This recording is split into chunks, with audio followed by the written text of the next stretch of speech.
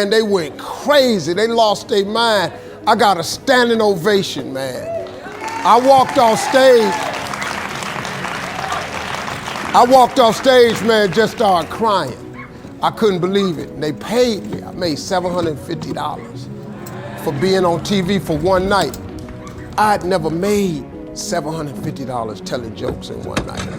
And so that was my first television appearance. A couple weeks later, Sinbad was the host of the show. He got this job on Different World. And so he quit. And so Mark Curry became the host. And then Mark Curry got hanging with Mr. Cooper, and he quit.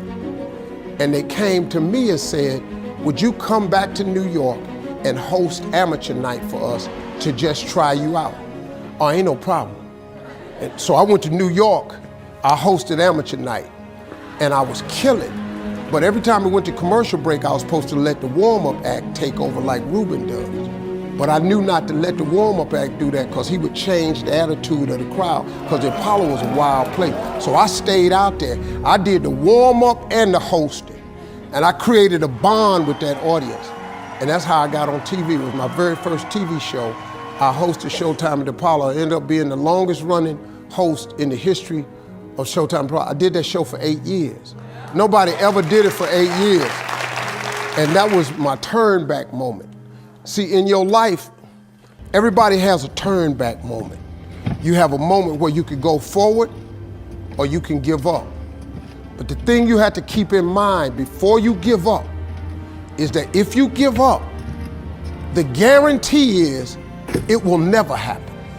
That's the guarantee of quitting, that it will never happen, no way under the sun. The only way the possibility remains that it can happen is if you never give up no matter what. Because God is always coming. He's never too late. At your worst moment, look, man, when they told me I had to be in New York, I saw no way I could get there. But that God, though, he make the phone ring. I end up in Florida, I make $300. Then I go to New York, I make $750.